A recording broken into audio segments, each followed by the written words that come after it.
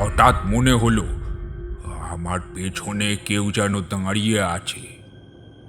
পেছন ঘুরে তাকাতেই চমকে দুপা পিছিয়ে এলাম। আমার পেছনেই ওপরের দিকে মুখ করে ভীষণ কঠিন নেশাগ্রস্ত অভিব্যক্তিতে দাঁড়িয়ে আছে বিষ্ণুপদ। তার মুখ থেকে লালা গড়াচ্ছে, চোখ দুটো মরা মাছের মতো।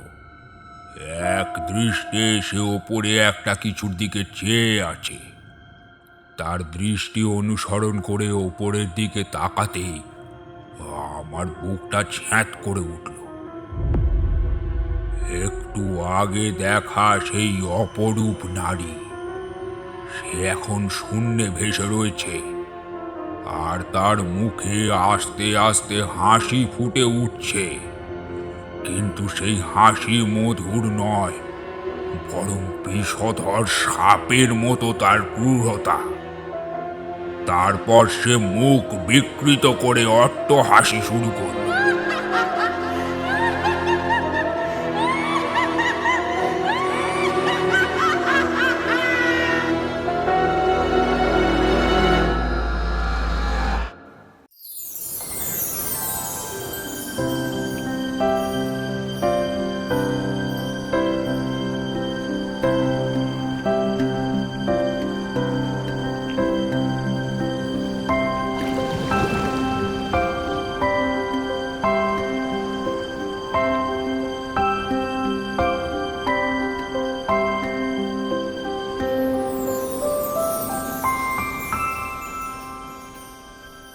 আপনারা শুনছেন কল্প লোকের গল্প। তাহলে চলুন ডুব দিই কল্পনার সাগরে।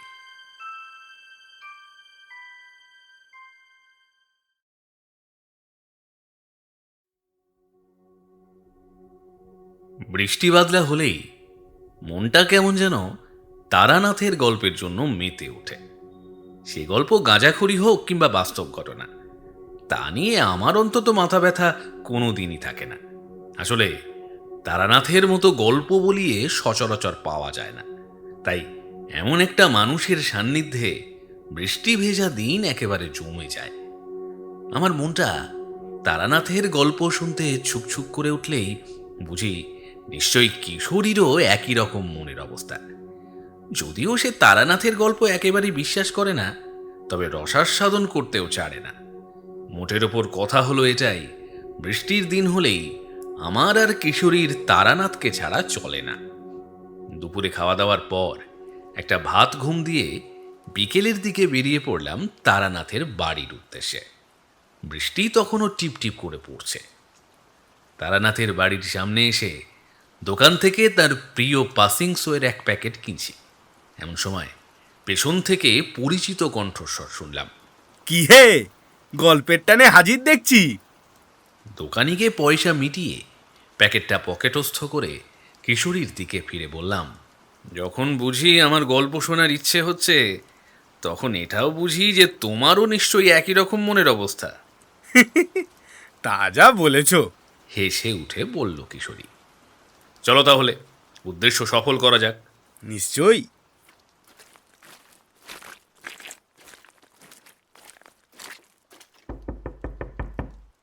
দরজা খুলে হাসি মুখে তারানাথ বলল, জানতাম তোমরা আসবে। কিশোরী ঠাট্টা করেই বলল, এটা আর নতুন কি? এমন বৃষ্টির দিন হলেই তো আমরা আসি আপনার কাছে। এটাকেও আপনি আপনার ঐশ্বরিক ক্ষমতা বলে চালাবেন নাকি? তারানাথ আমাদের ঘরে নিয়ে এসে মৃদু হেসে কিশোরীকে বললেন, তা বলি, গল্প শুনতে এসেছো নাকি ঝগড়া করতে? না, আসলে আপনি সহজ সরল ঘটনাকে যদি আবার বিশেষ ক্ষমতা টমতা বলে চালিয়ে দেন, তাই বললাম আর কি। আমার কোনো বিশেষ ক্ষমতা নেই বলছো? কিশোরীর দিকে তাকিয়ে প্রশ্নটা করলেন তারানাথ। তার মুখে শান্ত একটা হাসি খেলা করছে। কিশোরী চুপ। আমি জানি তার কি বলতে ইচ্ছে হচ্ছে, কিন্তু যদি আবার তার কটাক্ষ অবিশ্বাস শুনে তারানাথ গল্পই না বলে, তাহলে তো সন্ধেটা মাটি হয়ে যাবে। তাই কিশোরী এখন চুপ। কিশোরীর মুখে একটা চোরা কৌতুকের হাসি, আর গলার কাছে না উত্তরটা আটকে আছে, তা আমি ভালোভাবেই বুঝতে পারছি। বেশ, তুমি কোনো একটা মানুষের কথা ভাবো, যার সঙ্গে হয়তো অনেক দিন তোমার দেখা হয়নি। বললেন তারানাথ। কিশোরীও দেখলাম কিছুক্ষণ একটু আনমনা হয়ে তারপর বলল, হুম হুম ভাবা হয়ে গেছে। রত্না, তোমার ছোট্ট ভাগ্নি। প্রায় সঙ্গে সঙ্গেই বললেন তারানাথ। কিশোরীর দিকে তাকিয়ে দেখলাম বিস্ময়ে তার চোখ স্থির হয়ে আটকে গেছে। তারানাথের দিকে তাকিয়ে বুঝলাম তার লক্ষ্য একেবারে অব্যর্থ। তবে চিন্তা নেই, সে ভালো আছে, আর সে খুব শিগগিরই তোমার সাথে দেখা করতে আসবে। কিশোরী নিজের অবিশ্বাসটা কোনোভাবে গিলে নিয়ে বলল, হ্যাঁ, ওই এক মিনিট, আপনাকে নিশ্চয়ই কখনো তার ব্যাপারে বলেছি, না হলে এত মানুষ থাকতে আপনি আমার ভাগ্নির ব্যাপারেই জানলেন কি করে? কিশোরীর এই কথা শুনে আমি হয়তো ভেবেছিলাম তারানাথ রেগে যাবে, কিন্তু দেখলাম সে হেসে উঠল। এই হলো সমস্যা, জানো তো। প্রথমে ক্ষমতা আছে কিনা সেটা বিশ্বাস করছিলে না, এখন যেই তার প্রমাণ দিলাম সেটাও বিশ্বাস হচ্ছে না। মানুষের মন বড় অদ্ভুত। এই সময় তারানাথের মেয়ে চারি এসে আমাদের চা জল খাবার দিয়ে গেল। আমি দেখলাম এই ফাঁকতালে তারানাথ আর কিশোরীর এই ঠান্ডা লড়াইটা থামিয়ে যদি একখানা গল্প বাগিয়ে নেওয়া যায়। পাসিং শোয়ের প্যাকেটটা এগিয়ে দিয়ে বললাম, আচ্ছা, বিশ্বাস অবিশ্বাসের প্রশ্ন পরে, আগে আপনি একটা জমাটি গল্প বলুন তো দেখি। তারানাথ তার প্রিয় সিগারেটের প্যাকেটটা নিয়ে একটা হুম ছাড়া আর বাক্য ব্যয় করলেন না। তারপর প্যাকেট থেকে সিগারেট বের করে ধরিয়ে তাতে লম্বা লম্বা শুকটান দিতে শুরু করলো। চোখ বুজে বেশ কয়েকটা টান দেওয়ার পর ধীরে ধীরে চোখ খুলে তারানাথ বলল, এক্ষুনি যেই ক্ষমতার প্রদর্শন করলাম সেটা মোটেই বিশেষ ক্ষমতা নয়, সেটা অতি সামান্য ক্ষমতা। যে কোনো জ্যোতিষী এই ক্ষমতা প্রদর্শন করতে পারবে, তবে বিশেষ ক্ষমতা যে আমার আর খুব বেশি অবশিষ্ট নেই তা আমি ভালোভাবেই জানি, কিন্তু যেটুকু আছে তা তোমাদের মতো নাস্তিকদের দেখাবো এত বড় মূর্খ আমি নই। বিশেষ ক্ষমতা অত সহজে মেলে না, দুষ্প্রাপ্য শক্তির ব্যবহারও সঠিক সময় করতে হয়, না হলে সেই শক্তি ক্ষয় হয়। তোমরা এসব বুঝবে না। আমি ভাবলাম সিগারেট দিয়ে বুঝি হিতে বিপরীত হলো। তখনই কিশোরী বেশ নরম সুরেই বলল, আচ্ছা, তা না হয় বুঝবো না, কিন্তু একখানা গল্প শোনান তো, তাহলে তো বৃষ্টির সন্ধ্যেটা একেবারে জমে যায়। এবার তারানাথের মুখ থেকে বুঝলাম চিঁড়ে ভিজেছে। এবার তাহলে একটা গল্প শোনা যেতে পারে। তারানাথ আবার চোখ বন্ধ করে সিগারেটে একটা লম্বা টান দিয়ে বলা আরম্ভ করল। বেশ অনেক দিন আগের কথা, বুঝলে।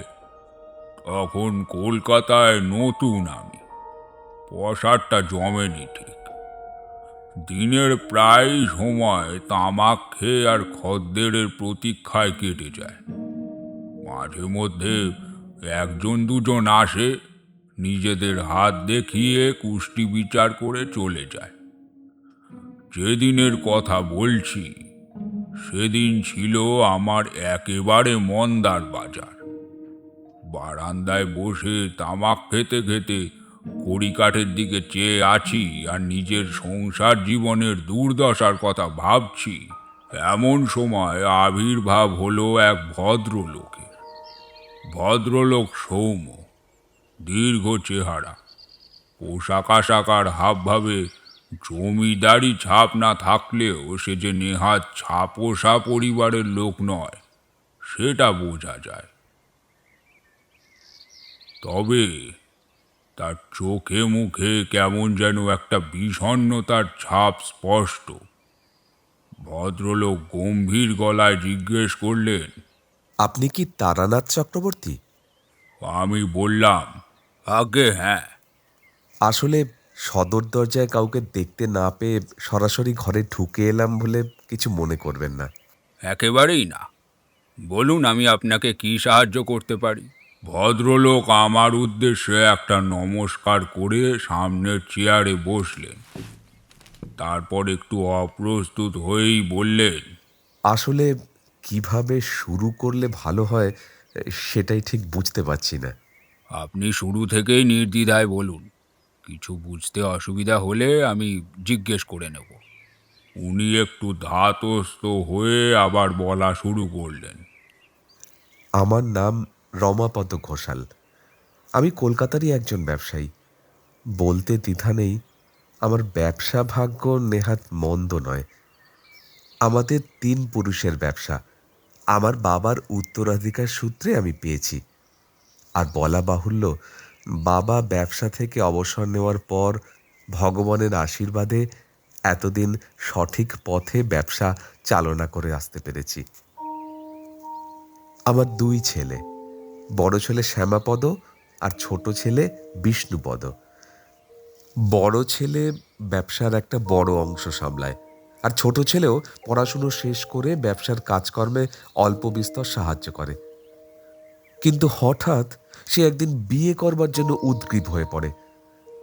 বাড়ির সবাই মিলে তাকে বোঝানোর চেষ্টা করি যে সবে সবে ব্যবসায় হাত দিয়েছে, আর একটু কাজকর্ম শিখে নিয়ে তারপর না হয় বিয়ে করতে।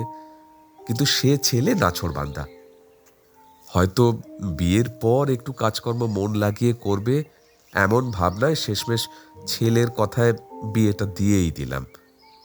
বৌমা আমার ভারী লক্ষ্মীমন্ত মেয়ে ছিল। বিয়ের আগে তার সাথে বিষ্ণু একবার আলাপ করিয়ে দিয়েছিল বাড়ির সবাইকে। আমি একটু বাধা দিয়ে বললাম, আপনার ছেলে আপনার বৌমাকে বিয়ের আগে থেকেই চিনতো? তার মানে? আপনি ঠিকই ধরেছেন। ওদের বিয়ের আগে থেকেই ভালোবাসার সম্পর্ক ছিল। মা মরা মেয়ে। বাবার শারীরিক অবস্থাটাও ভালো ছিল না। তাই হয়তো পরিস্থিতি বুঝে বিষ্ণু তাড়াতাড়ি বিয়েটা সেরে নিতে চেয়েছিল। আচ্ছা, আপনাদের সমস্যা কি ওদের এই ভালোবাসার সম্পর্ক নিয়ে ছিল? না না ঠাকুরমশাই, একেবারেই নয়। যদিও এই সময় সবাই এই রকম বিয়ের আগে প্রেম ভালোবাসার সম্পর্কটা সব পরিবার মেনে নেয় না, তবে আমাদের পরিবার অমন নয়। আমাদের শুধু একটাই চাহিদা ছিল, মেয়েটা যেন ভালো হয়, ব্যাস। মেয়েটি এমনি খুবই ভালো এবং কর্মঠ মেয়ে। ধীর স্থির শান্ত স্বভাব। রান্নাবান্না ঘরকন্নার কাজ কিছুতেই তার কিচ্ছুটি অভিযোগ নেই। বয়োজ্যেষ্ঠদের সম্মান করা, আচার বিচার সবই এত সুন্দর এবং সহজ সরল যে খুব সহজেই সে আমাদের বাড়ির মেয়ে হয়ে উঠল। বিয়ের প্রায় ৪-৫ মাস ঠিকভাবেই কাটল, কিন্তু তারপর রমাপদবাবু বলতে বলতে কেমন যেন অন্যমনস্ক হয়ে থেমে গেলেন। কি হলো রমাপদবাবু? বলুন, থেমে গেলেন কেন? লোকটা কিছুক্ষণ ওভাবেই থেকে তারপর আমার কথাটা যেন খেয়াল করে বললেন। হ্যাঁ, আসলে তারপর আবার থেমে গেলেন। তারপর বললেন, একটু জল পাওয়া যাবে? আমি তাকে জল গড়িয়ে দিলে সে এক নিঃশ্বাসে জলটা খেয়ে আবার বলতে শুরু করলেন।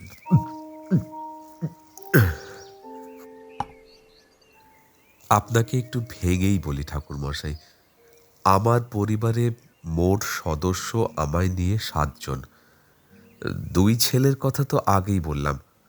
আমার স্ত্রী, আমার বৃদ্ধ বাবা মা এবং বড় বৌমা। এই ছোট বৌমা আসার পর থেকে ওই যে বললাম ৪-৫ মাস বেশ নির্ঝঞ্ঝাটেই কেটে গেল। কিন্তু তার ঠিক পরই শুরু হলো অদ্ভুত ধরনের সব কাণ্ড। একদিন ছোট বৌমা আমার স্ত্রীর কাছে প্রস্তাব রাখলো আমার মায়ের দেখাশোনা করার জন্য একজন মহিলা ছিলেন, তাকে কাজ থেকে সরিয়ে দেওয়ার জন্য। মা, ওই ভদ্রমহিলাকে আর কাজে রাখার দরকার নেই। ঠাকুমার খেয়াল আমি রেখে নেব। না না বৌমা, তা আবার হয় নাকি? তুমি নতুন বউ, তোমার এগুলো সাজে না মা। তাছাড়া উনি অনেক দিন ধরেই দেখাশোনা করছেন, ওনাকে এভাবে কাজ থেকে সরাবো কেন খামোকা? একজন বাইরের মানুষকে দিয়ে ঠাকুমাকে দেখাশোনা করানোটা কি ঠিক হচ্ছে? আমার তো মনে হয় না।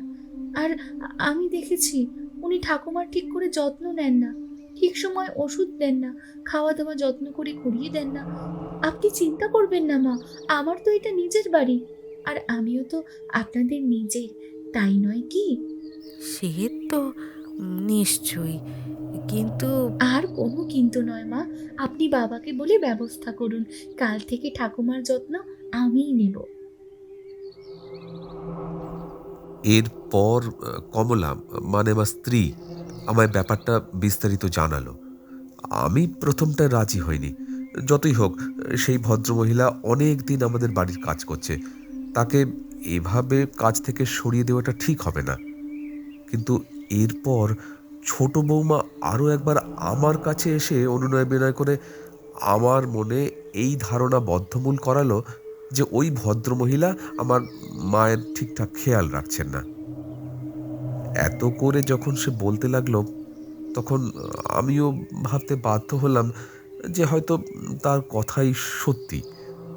আর যতই হোক, ছোট বৌমা তো আমাদের পরিবারের একজন, তার থেকে আগে তো বাইরের একজন মানুষ হতে পারে না। আর সে যখন এই আশ্বাসও দিচ্ছে যে আমার মায়ের ঠিকঠাক খেয়াল রাখবে, তখন সে নিশ্চয়ই রাখবে। কিন্তু আমার এই বিশ্বাস মাত্র 1 সপ্তাহের মধ্যেই ভেঙে গেল।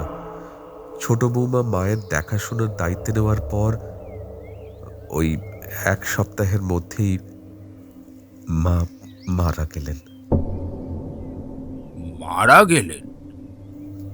স্বাভাবিক সন্দেহ ছোট বৌমার উপর পড়লেও সে তার সেবায় কোনো ত্রুটি রাখেনি এটা আমরা জানতাম।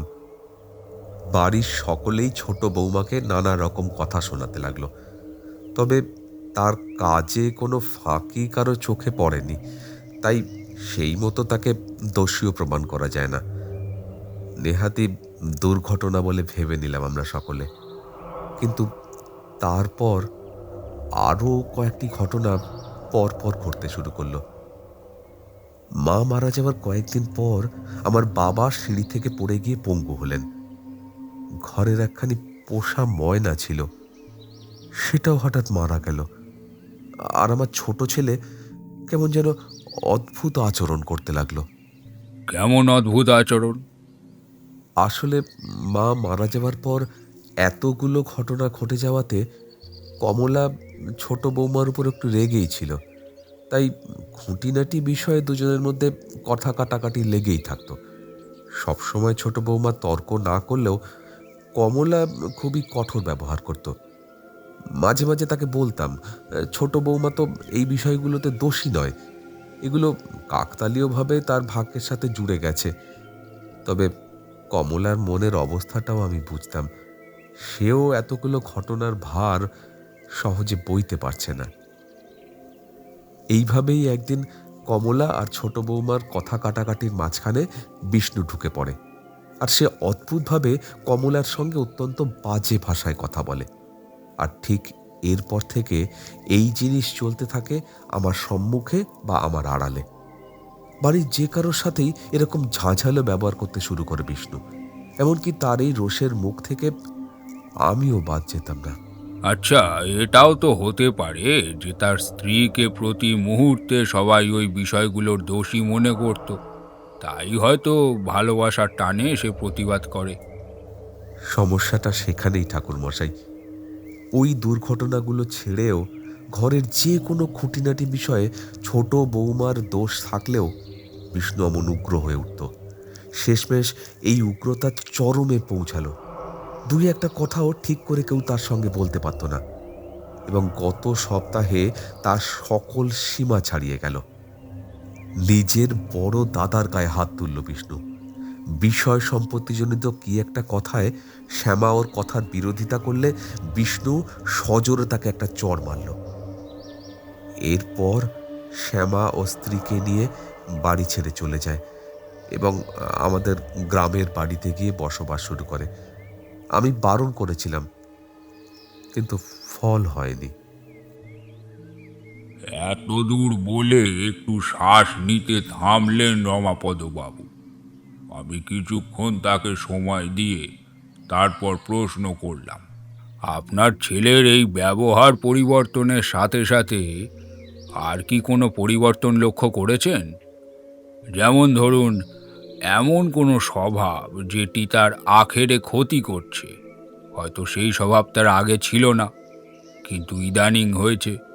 রমাপদবাবু কিছুক্ষণ আমার দিকে অবাক দৃষ্টিতে চেয়ে থেকে বললেন, হ্যাঁ ঠাকুরমশাই, আপনি ঠিকই বলেছেন। জুয়ায় পয়সা লাগানো, ব্যবসার টাকা নয়ছয় করা, মদের নেশা এবং সর্বোপরি ভালো মন্দের বিচার না করে বউয়ের কথায় চলা, বউকে সর্বদা প্রশ্রয় দেওয়া, এমন বেশ কিছু স্বভাব তার ইদানিং হয়েছে। এই স্বভাবগুলো হওয়ার পর তার স্ত্রী তাকে এসব থেকে আটকায় না, বরং বিষ্ণুর প্রশ্রয়ে তার কথাবার্তা এবং চালচলন অত্যন্ত জঘন্য হয়ে গেছে। বাড়ির একটি মানুষকেও সে আর সমীহ করে চলে না। আমার সেই পুরনো লক্ষ্মীমন্ত ছোট বৌমাটা কোথাও যেন হারিয়ে গেছে। স্বামী স্ত্রী দুজনেরই হঠাৎ এমন পরিবর্তনের কারণ আমি কিছুই বুঝে উঠতে পারছি না ঠাকুরমশাই। এত ঘটনা একসঙ্গে ঘটছে যে আমি, আমার স্ত্রী কেউই আর নিজেকে সামলে উঠতে পারছি না। দিশেহারা হয়ে পড়ছি যে কি করণীয় এই সময়। বেশ বুঝতে পারলাম যে শেষের কথাগুলো বলতে গিয়ে ভদ্রলোকের গলা ধরে আসছে। আমি তাকে শান্ত করার জন্য বললাম, আপনি নিজেকে একটু শক্ত রাখুন রমাপদবাবু। এই মুহূর্তে বাড়ির কর্তা হিসাবে আপনাকে শক্ত থাকতে হবে। ব্যবসা এখন সম্পূর্ণ আপনারই কাঁধে, তাই আপনি নিজেকে একটু সামলানোর চেষ্টা করুন। সেটাই তো পেরে উঠছি না ঠাকুরমশাই। তাই আপনার কাছে বিনীত অনুরোধ ঠাকুরমশাই, আপনি আমায় এই সংকটের হাত থেকে উদ্ধার করুন। দেখুন, আমি আমার সাধ্যমতো চেষ্টা করব। এই মুহূর্তে আপনার পরিবারে কি ঘটছে সেটা সামান্য আন্দাজ আমি করতে পেরেছি, তবে সেটা সামনে থেকে না দেখলে আমার পক্ষে পুরোপুরি বোঝাটা সম্ভব নয়।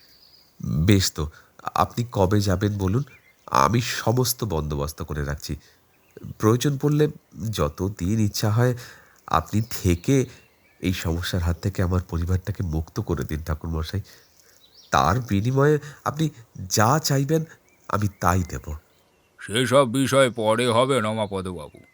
আগে কাজ উদ্ধার করাটাই আমার প্রধান উদ্দেশ্য। আজ একেই সন্ধে হয়ে গিয়েছে, আপনি বরং কাল আসুন। কাল আপনার সাথেই আপনাদের বাড়িতে যাব, কেমন? বাকি কি করণীয় সেটা কাল ওখানে গিয়ে পরিস্থিতি দেখে তারপর বিচার করব। বেশ, তবে তাই হোক ঠাকুরমশাই। কাল আমি আপনাকে বিকেলে নিতে আসব। আজ তাহলে আসি। নমস্কার। ভদ্রলোক নমস্কার করে চলে গেলেন।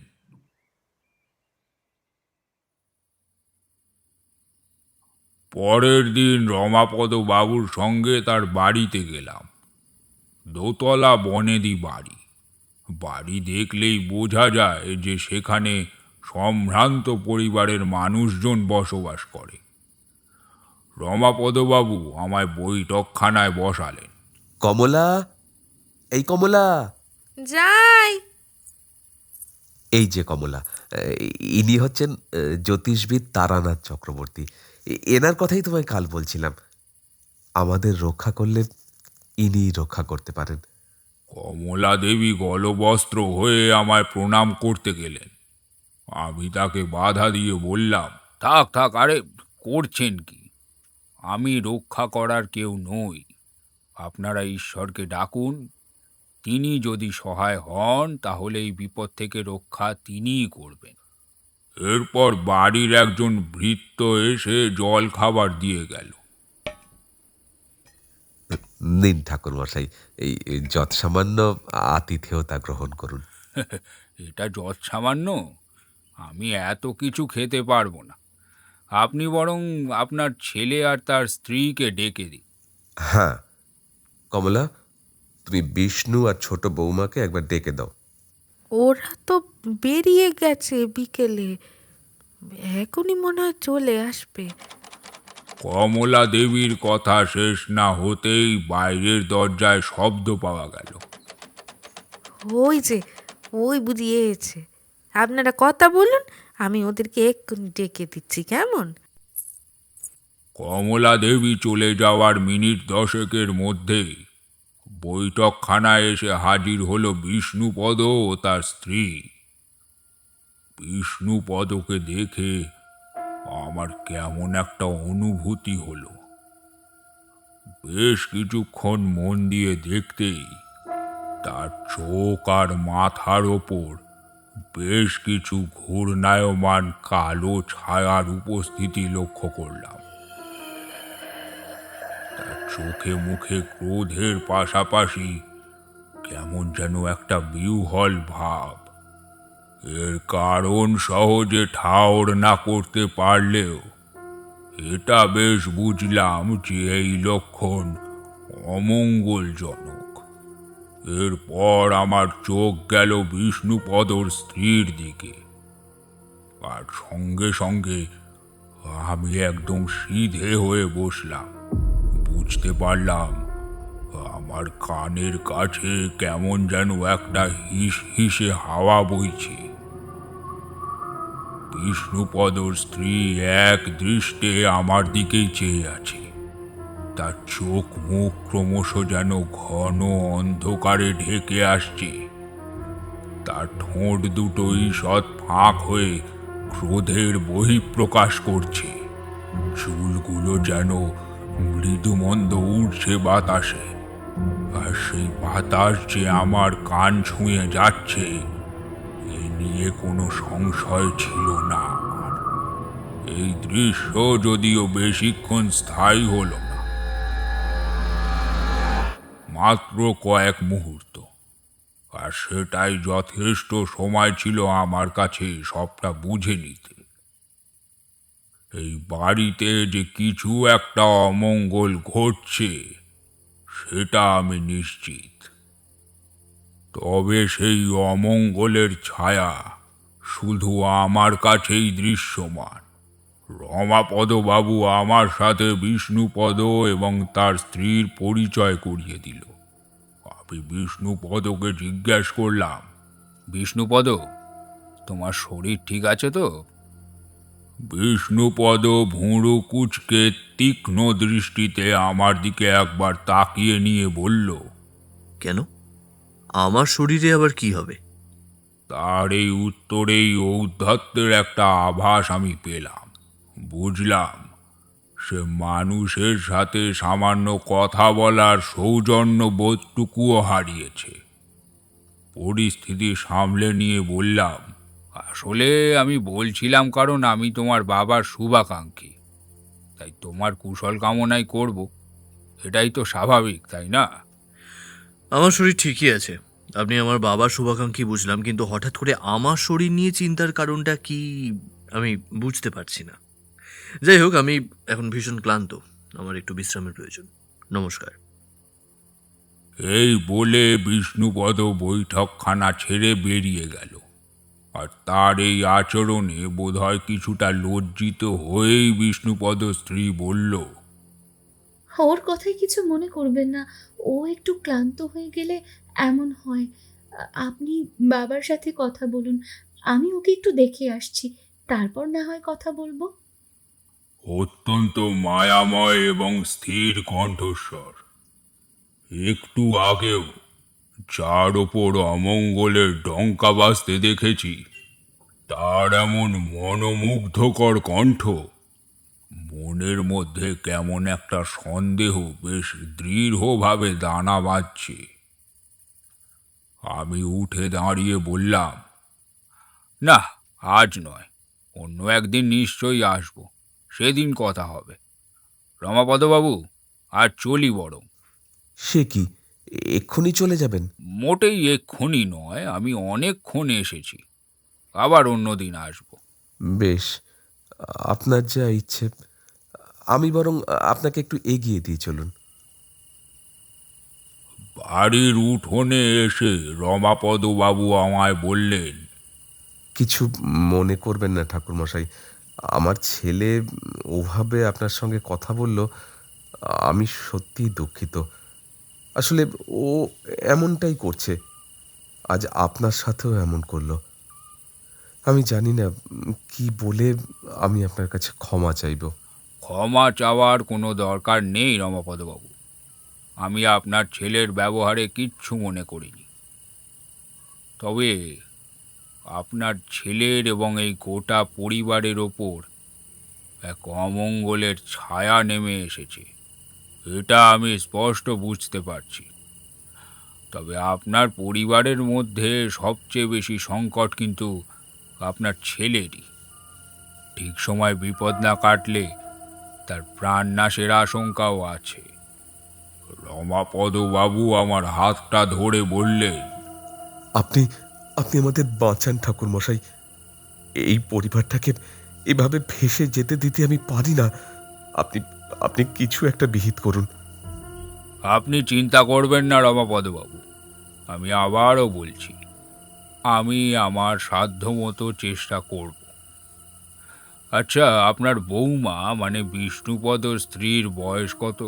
আমার কাছ থেকে এমন একটা প্রশ্ন রমাপদবাবু আশা করেননি, তাই একটু অপ্রস্তুত হয়ে তারপর বললেন, ইয়ে আগে 19-20 হবে। 19 না 20? আগে সেটা সঠিক জানি না, জেনে বলতে হবে।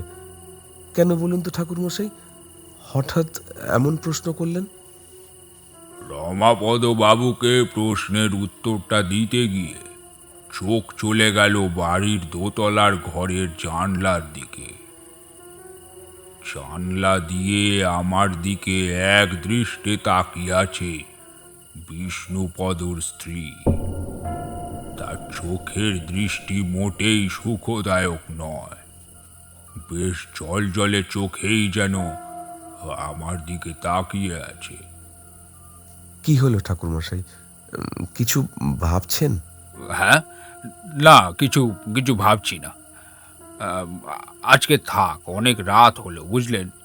আমি অন্যদিন আপনাকে বলবো। এই বিষয়ে আমি যতটা বুঝতে পারছি ঠিক ততটাই বলবো। তাহলে এখন আমাদের কি করণীয়?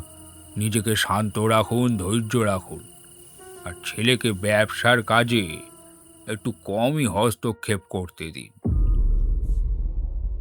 বাড়ি ফিরে সেদিন রাতে একটা স্বপ্ন দেখলাম, আর আমার আন্দাজ যে ঠিক সেটা সেই স্বপ্নটাই প্রমাণ করে দিয়েছিল। স্বপ্নে দেখলাম আমি একটা অন্ধকার স্থানে দাঁড়িয়ে আছি। অন্ধকার এতই গাঢ় আর পরিবেশ এতটাই থমথমে যে কোথায় আছি বুঝে উঠতে পারছি না। মনে সাহস নিয়ে একবার আওয়াজ দিলাম, কেউ আছেন? শব্দটা প্রতিধ্বনিত হতেই বুঝলাম একটা বড় কোনো ঘরে অবস্থান করছি। তার আয়তন বোধ করি বিশাল। আমি সাহস নিয়ে 1 পা 2 পা করে এগিয়ে যেতে লাগলাম। বেশ কিছুটা এগোনোর পর মুখে কিছু একটা ঠেকতেই চমকে উঠলাম। এই নিরেট অন্ধকারে নিজের হাতও দেখতে পাচ্ছি না, সেখানে মুখে কি এসে ঠেকলো। বুকে বল এনে সামনের দিকে হাত বাড়ালাম, যে জিনিসটা আমার হাতে ঠেকলো তা হলো কাপড়, যেটা বোধ করি শূন্যে কিছু একটা থেকে ঝুলে রয়েছে। এই কাপড়টাই আমার মুখে ঠেকেছে। এভাবে অন্ধকারে থাকতে অস্বস্তি হচ্ছিল, আর কেমন যেন একটা অদ্ভুত গন্ধও পাচ্ছিলাম। সেই গন্ধ ভালো না খারাপ কিছুই বুঝতে পারছিলাম না। শুধু এটা মনে হচ্ছিল যে এই গন্ধটার মধ্যে কেমন যেন একটা মাদকতা রয়েছে। এরপরই হঠাৎ করে চোখের সামনে উজ্জ্বল আলো ঝলসে উঠল। সেই আলোর তীব্রতা সহ্য করতে না পেরে কিছুক্ষণ চোখ বুজে রইলাম। বেশ কিছুক্ষণ পর চোখটা খুলে একটা অদ্ভুত দৃশ্য দেখে স্তম্ভিত হয়ে গেলাম। সেই তীব্র উজ্জ্বল আলো এখন বেশ নরম হয়ে এসেছে, আর আমার চোখের সামনে ওপর থেকে ঝুলছে রাশি রাশি লাল রঙের কাপড়। কিন্তু সেই কাপড় ভীষণ পাতলা, তার এপার থেকে ওপার সবটা দেখা যাচ্ছে। কাপড়ের রাশিগুলো হাওয়ায় উড়ছে, আর তার ফাঁক দিয়ে মাঝে মাঝে একটা নারীকে দেখা যাচ্ছে। সেই নারী অত্যন্ত রূপবতী, আর সে খিলখিলিয়ে হাসছে। কখনো আমার কাছ থেকে, কখনো বা বেশ কিছুটা দূর থেকে সে প্রায় দৌড়ে বেরিয়ে যাচ্ছে। যত সময় যাচ্ছে তত সেই নারীর আনাগোনা বাড়ছে। সে আমায় স্পর্শ করে করে যাচ্ছে। তার মুখ কিছুটা দেখতে পাচ্ছি। কি অদ্ভুত রূপ তার! শরীরের প্রতিটি কণায় ঝরে পড়ছে মাধুর্যতা। শৃঙ্গার রসের এমন উচ্ছ্বসিত প্রকাশ এর আগে দেখেছি বলে মনে পড়ে না। তার এমন লুকোচুরিতে অস্থির মন যেন বারবার খুঁজতে লাগলো তাকে। কয়েক মুহূর্ত পর তার হাসি শুনতে পাচ্ছিলাম, কিন্তু তাকে যেন দেখতে পাচ্ছিলাম না। কিন্তু সে এতক্ষণ ছিল, আমার চোখের সামনে দিয়ে ঘোরাফেরা করছিল। এখন গেল কই? আস্তে আস্তে চারপাশটা লাল আলোয় ঢেকে যাচ্ছে বলে মনে হলো। তার সঙ্গে যে মৃদুমন্দ হাওয়া চলছিল সেটাও আর চলছে না। সেই অপরূপা নারীর হাসিটাও বন্ধ হয়ে গেছে। হঠাৎ মনে হলো আমার পেছনে কেউ যেন দাঁড়িয়ে আছে। পেছন ঘুরে তাকাতেই চমকে দুপা পিছিয়ে এলাম। আমার পেছনেই ওপরের দিকে মুখ করে ভীষণ কঠিন নেশাগ্রস্ত অভিব্যক্তিতে দাঁড়িয়ে আছে বিষ্ণুপদ। তার মুখ থেকে লালা গড়াচ্ছে, চোখ দুটো মরা মাছের মতো। এক দৃষ্টে সে ওপরে একটা কিছুর দিকে চেয়ে আছে। তার দৃষ্টি অনুসরণ করে ওপরের দিকে তাকাতেই আমার বুকটা ছ্যাঁত করে উঠল। একটু আগে দেখা সেই অপরূপ নারী, সে এখন শূন্যে ভেসে রয়েছে, আর তার মুখে আস্তে আস্তে হাসি ফুটে উঠছে। কিন্তু সেই হাসি মধুর নয়, বরং বিষধর সাপের মতো তার ক্রূরতা। তারপর সে মুখ বিকৃত করে অট্টহাসি শুরু করল।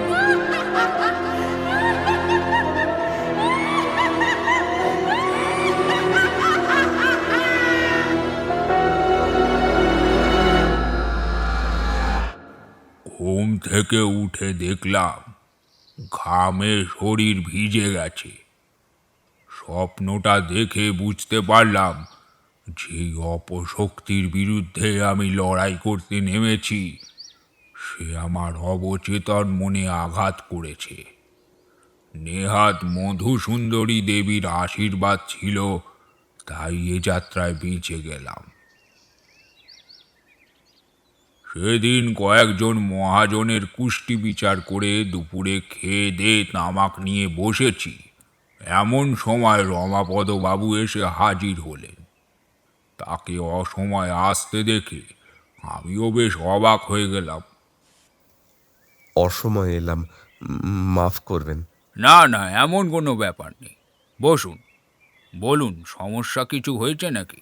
আসলে কাল রাতের পর থেকে বিষ্ণু আরও অদ্ভুত আচরণ করতে শুরু করেছে। মানে নতুন কিছু নয়, কিন্তু তার পুরনো আচরণগুলোর রেশ অনেকখানি বেড়ে গেছে।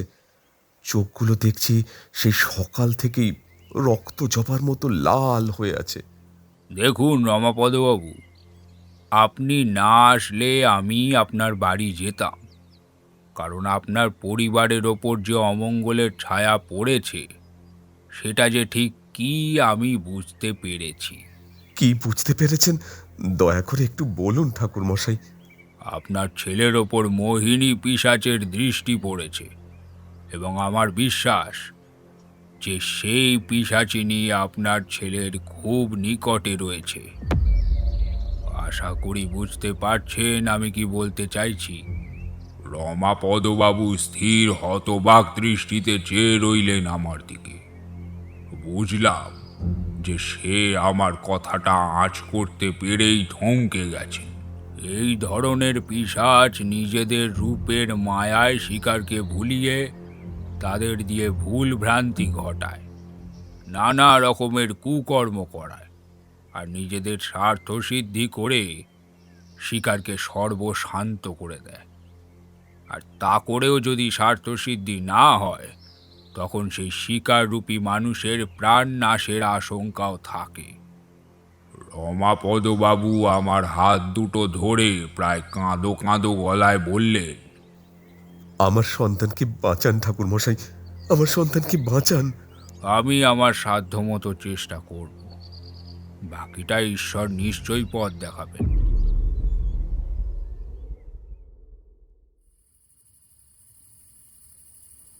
রমাপদ বাবুর বাড়ি গিয়ে চারপাশটা একটু ঘুরে দেখতে লাগলাম। বেশ নিরিবিলি পরিবেশ। সন্ধে শুধুমাত্র পার্শ্ববর্তী বাড়িঘর থেকে আহ্নিকের শব্দ ভেসে আসছে। এক পাক বাড়ির চারদিকে ঘুরে তেমন কিছু দেখতে পেলাম না।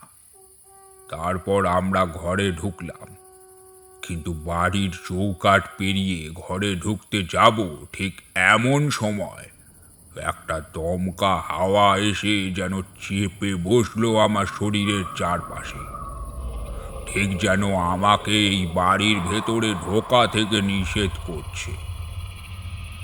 আমি বেশ বুঝতে পারছিলাম আমার গায়ের লোমকূপগুলো যেন বিদ্রোহ করতে শুরু করেছে। শরীরের বাইরে বেশ উত্তাপ অনুভব করছি। রমাপদবাবু বিষয়টা লক্ষ্য করলেন যে আমি যেন থমকে দাঁড়িয়ে গেলাম চৌকাঠের বাইরে। কি হলো ঠাকুরমশাই, কিছু সমস্যা হয়েছে? আমি মুখে কিছু বললাম না, চোখ বুজে গুরু স্মরণ করে চৌকাঠের ভেতরে পা দিলাম। এখনো বুঝতে পারছি শরীরটা ভীষণ ভারী হয়ে আছে। একটা বিপরীত শক্তি চরমভাবে আমাকে আটকানোর চেষ্টা করছে। আপনার ছেলের ঘর কি ওপরের তলায়? হ্যাঁ। আমরা দুজনে ওপরের ঘরের দিকে পা বাড়ালাম। রমাপদ বাবুর স্ত্রীও বুঝতে পেরেছেন যে কিছু একটা নিশ্চয়ই হয়েছে। তাকে দেখে বেশ ভীত সন্ত্রস্ত মনে হলো। বিষ্ণুপদর ঘরের সামনে গিয়ে দেখি সেই দরজা ভেতর থেকে বন্ধ। মনে সন্দেহ হলো, কি ব্যাপার, ঘুমোচ্ছে নাকি? কিন্তু এই ভর সন্ধেবেলা ঘুমোনোর কথা তো নয়। এই বিষ্ণু, বিষ্ণু! দরজা ধাক্কা দিয়ে ডাকতে লাগলেন রমাপদবাবু। ঘরের কোনো জানালা নেই যা দিয়ে ভেতরে দেখা যায়? জিজ্ঞেস করলাম। রমাপদবাবু হঠাৎ দৌড়ে গিয়ে ঘরের শেষ কোণায় থাকা একটা জানলার কাছে ছুটে গেলেন। তারপর এক ধাক্কায় খুলে দিয়েই যেন স্থাণুর মতো থমকে দাঁড়িয়ে গেলেন। আমি সঙ্গে সঙ্গে জানলায় উকি মেরে যা দেখলাম তাতে আমিও বিস্ময়ে হতভম্ব হয়ে গেলাম। দেখলাম ঘরের মধ্যে একটা মিটমিটে প্রদীপ জ্বলছে, আর সেই মিটমিটে আলোয় পালঙ্কর ওপর শুয়ে আছে বিষ্ণুপদ, আর তার শরীরের ওপর তার স্ত্রী, না বরং বলা ভালো এক কৃষ্ণবর্ণ পিশাচী। তারা দুজনেই সম্পূর্ণ নির্বস্ত্র। সেই পিশাচী বিষ্ণুপদর ঠিক মুখের কাছে নিজের মুখ নিয়ে রয়েছে, এবং বিষ্ণুপদর মুখ থেকে একটা অদ্ভুত ধোঁয়া নির্গত হচ্ছে, আর সেই অমানবীর মুখ দিয়ে তার শরীরে সেগুলো প্রবেশ করছে। ঘর থেকে একটা ভ্যাপসা কটু গন্ধ ভেসে আসছে, যাতে আমার গা গুলিয়ে উঠছিল, আর একটা অদ্ভুত হিস হিসে বিজাতীয় শব্দ।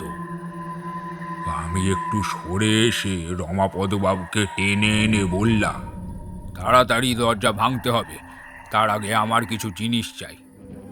রমাপদবাবু এই দৃশ্য দেখে এতটাই হতভম্ব ছিলেন যে তার মুখ দিয়ে কথাই সরছিল না।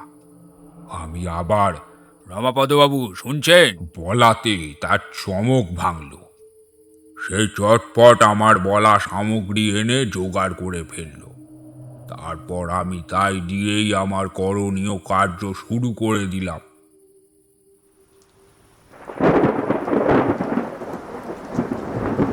আচ্ছা, তা কি কি সামগ্রী ছিল বললেন না যে ঠাকুরমশাই? কিশোরী মাঝে বাধা দিয়ে বলল, যদিও এটার কোনো দরকারই ছিল না। সেই সামগ্রী পর্দ জেনে সে কি বা করবে।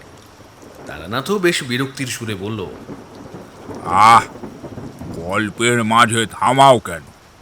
সামগ্রী কি ছিল তা বললে অর্ধেকের বেশি তো চিনবেই না, তাহলে জেনে কি লাভ? না মানে কি কি ব্যবহারে। তারানাথ আবার বলা শুরু করলো, রমাপদবাবু কিছুক্ষণের মধ্যেই সমস্ত সামগ্রী নিয়ে হাজির হলেন। সেগুলোকে যথাসম্ভব তাড়াতাড়ি সাজিয়ে আমি ঘরের দরজার সামনে মন্ত্রপাঠ শুরু করতে লাগলাম। এই সামগ্রীগুলোর মধ্যে একদলা ভিটের মাটি ছিল। আমি সেই মাটি ঘরের দরজার একেবারে সামনে লেপে তার মধ্যে আঙুল দিয়ে একটা মনুষ্য আকৃতি আঁকার চেষ্টা করলাম। সেটা সম্পূর্ণ হতেই রমাপদবাবু প্রশ্ন করেছিলেন, ঠাকুরমশাই, এটা কি করছেন? আমি তো কিছুই বুঝতে। আমি তাকে কথার মাঝখানেই হাত দেখিয়ে থামিয়ে দিয়েছিলাম। এই কর্মের মাঝে আমি কি করছি সেটা তাকে সেই মুহূর্তে বোঝানো সম্ভব ছিল না। আমি সেই আমার অঙ্কিত মনুষ্য আকৃতিটার উপর গঙ্গা জল ছিটিয়ে আবার মন্ত্র পড়তে লাগলাম। তারপর তার পেট লক্ষ্য করে নিজের বৃদ্ধাঙ্গুষ্ঠটা চেপে দিয়েছিলাম, আর ঠিক সঙ্গে সঙ্গে ঘরের ভেতরে এক বিজাতীয় মূর্তির হুঙ্কার শুনতে পাওয়া গেল।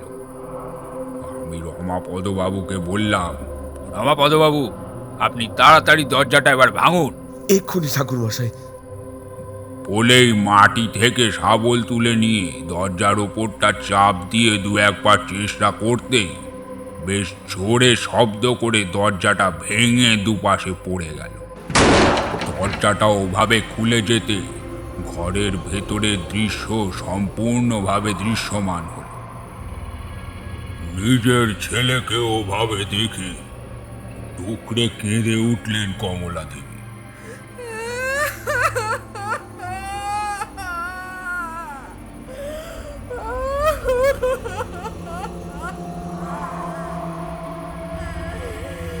যান, ভেতরে যান, আপনাকেই ফিরিয়ে আনতে হবে আপনার ছেলেকে।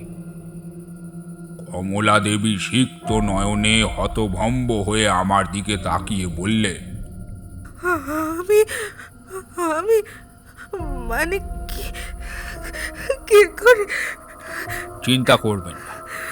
মা যখন তার সন্তানকে রক্ষা করতে যায় তখন পৃথিবীর কোনো শক্তি নেই যে তাকে আটকায়। কমলা দেবী কিছুক্ষণ দাঁড়িয়ে রইলেন, তারপর বিষ্ণুপদর দিকে তাকিয়ে একটা দীর্ঘ নিঃশ্বাস ফেলে ঘরের মধ্যে প্রবেশ করলেন। রমাপদবাবু ছুটে এসে আমাকে বললেন, ঠাকুরমশাই, আমার স্ত্রীকে এইভাবে... নিজেকে শক্ত রাখুন, আপনার স্ত্রীর কিচ্ছু হবে না, ঈশ্বরকে ডাকুন। কমলা দেবী ধীর পায়ে বিষ্ণুপদর খাটের পাশে গিয়ে দাঁড়ালেন। দেখে বুঝলাম বিষ্ণুপদ বোধহয় অজ্ঞান হয়ে গেছে। মুখ থেকে এক অদ্ভুত গোঙানির আওয়াজ বেরোচ্ছে, আর সে পিশাচি প্রবল আক্রোশে আস্ফালন করছে, কিন্তু মন্ত্রপুত গাত্রবন্ধনের প্রভাবে সে স্পর্শ করতে পারছে না। আমি স্পষ্ট বুঝতে পারছি কমলা দেবী এই রকম পরিস্থিতিতে পড়ে থরথর করে কাঁপছেন। ঠিক তখনই আমি চিৎকার করে বললাম, আপনার ছেলের মাথায় হাত বুলিয়ে দিন কমলা দেবী, ভয় পাবেন না, আপনার কিচ্ছু হবে না। কমলা দেবী তার কম্পমান হাতটা বিষ্ণুপদর মাথায় রাখলেন, আর প্রায় সঙ্গে সঙ্গে বিষ্ণুপদর মাথায় একটা মৃদু হলদে জ্যোতি প্রস্ফুটিত হল। ঘরের ভেতর যেন প্রবল এক ঘূর্ণিঝড়, যে ঝড়ের মধ্যে দুই শক্তির ক্রমাগত যুদ্ধ চলছে। এক মা নিজের সন্তানের জীবন রক্ষার্থে তার মাথায় হাত বুলিয়ে চলেছে, আর অন্যদিকে এক হিংস্র ক্রূর পিশাচিনী কোনো অদৃশ্য বাঁধনে বাধা পেয়ে নিষ্ফল আস্ফালন করছে। আচমকা দেখলাম সেই পিশাচিনীর ক্রোধ আস্তে আস্তে অট্ট হাসিতে রূপান্তরিত হচ্ছে, আর খুব ধীর অথচ একাগ্রভাবে কমলা দেবীর উদ্দেশ্যে অগ্রসর হচ্ছে। আমি সঙ্গে সঙ্গে আমার অঙ্কিত মাটির দিকে তাকালাম। রমাপদ বাবু নিশ্চয়ই চেয়ে দেখছিলেন সেই মাটির দিকে, তাই তিনি হঠাৎ এটা কি হচ্ছে ঠাকুরমশাই? বলে চিৎকার করে উঠলেন। আমিও আশ্চর্য হয়ে দেখলাম বৃদ্ধাঙ্গুষ্টে চেপে ধরা মূর্তির পেট সমেত সেই মূর্তি ধীরে ধীরে আমার হাতের বাইরে চলে যাচ্ছে, আর ঠিক তার সঙ্গে পাল্লা দিয়ে বেড়ে চলেছে সেই পিশাচির অট্টহাসি। আমি সঙ্গে সঙ্গে সেই চলমান মূর্তির গলা বরাবর নিজের কনিষ্ঠ আঙুল চালিয়ে দিলাম, আর ঠিক তার সাথে সাথে সেই কুৎসিত পিশাচি হঠাৎ অট্টহাসি থামিয়ে এক মুহূর্তে থমকে দাঁড়িয়ে গেল, আর তারপরেই এক বিকট আর্তনাদ করে মাটিতে পড়ে গেল।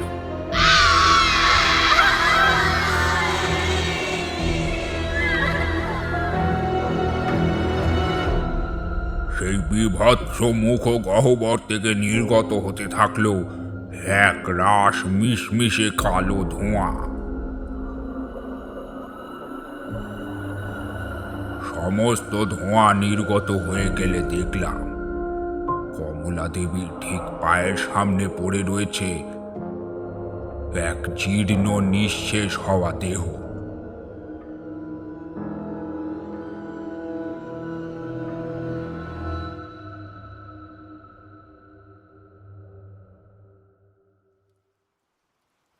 তারপর বিষ্ণুপদর কি হলো?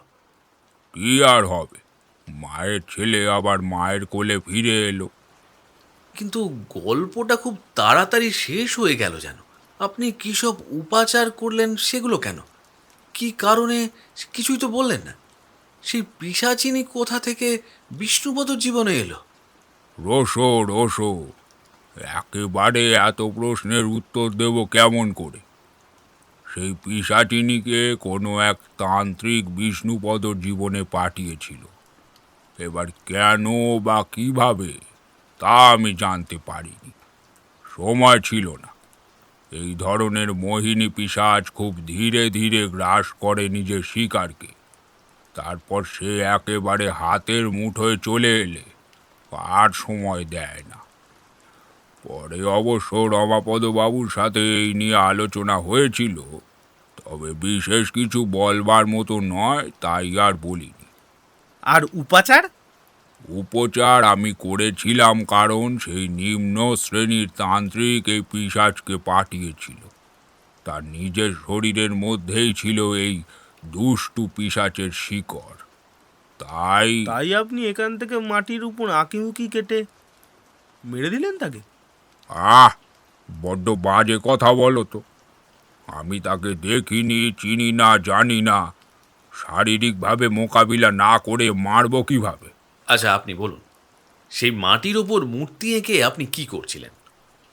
কিছুই নয়, সেই অপশক্তির সাথে লড়াই করছিলাম মাত্র। ভেবেছিলাম তাকে সাধারণভাবে আটকাবো। তারপর যেই দেখলাম সেও পালাতে চাইছে, তখন মোক্ষম কাজটা করলাম। কনিষ্ঠ আঙুল দিয়ে গলা কেটে দেওয়া? হ্যাঁ, তবে এই ক্ষেত্রে দেহধারী যেই থাকুক, তার মৃত্যুর সম্ভাবনা থাকতে পারে। বুঝলাম, কিন্তু ঠাকুরমশাই, ধরুন সে যদি বেঁচে থাকে, আবার বিষ্ণুপদর কাছে পিশাচ লেলিয়ে দেয়? দিতেই পারে। কি জানো তো বিভূতি, কাম, ক্রোধ, লোভ, এই তিনটে জিনিসে যদি মানুষের নিয়ন্ত্রণ না থাকে, তবে তাকে পস্তাতেই হবে। এটাই নিয়তি। আমি ভাবছিলাম যে কিশোরী এবার হয়তো জিজ্ঞেস করবে যে আপনার নিয়ন্ত্রণ আছে কিনা, কিন্তু সে আমাকে অবাক করে যেটা বলল সেটা হলো, সবই তো বুঝলাম, কিন্তু ঠাকুরমশাই, এখন যদি আপনার সামনে একটা মোহিনী পিশাচ এসে উপস্থিত হয়, তাকে শায়েস্তা করতে পারবেন তো? পাষণ্ড একটা। শুনছিলেন কল্কি বন্দ্যোপাধ্যায়ের কলমে তারানাথ তান্ত্রিকের গল্প মোহিনীর কবলে। কেমন লাগলো গল্পটি আপনাদের? অবশ্যই আমাদের কমেন্ট করে জানান। পরবর্তী সপ্তাহে রবিবার আপনাদের জন্য আরও একটি নতুন গল্প নিয়ে হাজির হবে কল্পলোকের গল্প। তাহলে ঝটপট চ্যানেলটিকে সাবস্ক্রাইব করে দিন আর বেল আইকনটি প্রেস করে দিন, যাতে আমাদের প্রত্যেক নতুন গল্পের আপডেট আপনার কাছে সময় মতো পৌঁছে যায়।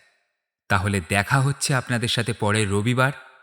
ততদিন ভালো থাকুন, সুস্থ থাকুন আর শুনতে থাকুন কল্পলোকের গল্প।